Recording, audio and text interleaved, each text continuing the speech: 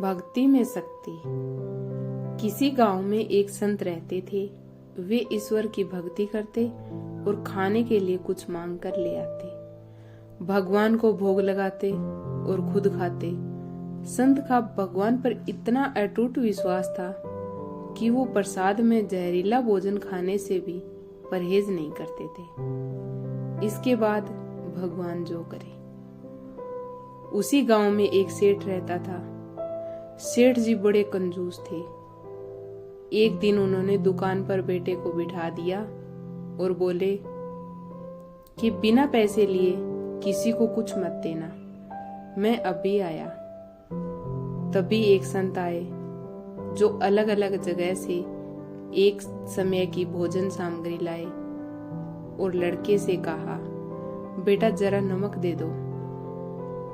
लड़के ने संत को डिब्बा खोलकर एक चम्मच नमक दिया।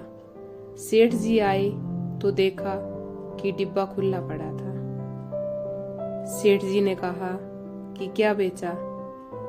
बेटा बोला, एक संत जो तालाब पर रहते हैं उनको एक चम्मच नमक दिया था।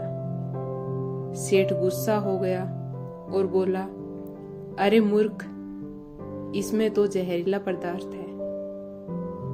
अब सेठ जी भागकर संत के पास गए। तब तक संत भोजन बनाकर भगवान का भोग लगाकर खाने की थाली लेकर बैठ चुके थे। सेठ जी दूर से ही बोले, महाराज रुकिए, आप जो नमक लाए थे नमक नहीं था बल्कि जहरीला पदार्थ था।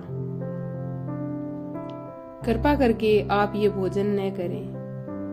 संत जी बोले, भाई हम तो प्रसाद लेंगे ही, क्योंकि भोग लगा दिया है। भोग लगाकर भोजन छोड़ नहीं सकते। अगर भोग नहीं लगता तो भोजन बेशक छोड़ देते। ये कहकर संत ने भोजन को प्रसाद समझकर खाना शुरू कर दिया। सेठ जी के होश उड़ गए।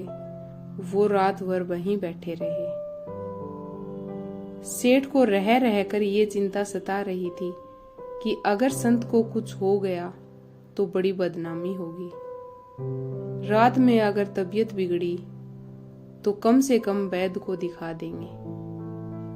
सोचते सोचते उसे नींद आ गई। सुबह रोज की तरह संत जल्दी उठ गए और नदी में स्नान करने लगे। सेठ जी ने कहा, महाराज तबीयत तो ठीक है? संत बोले, भगवान की कृपा है।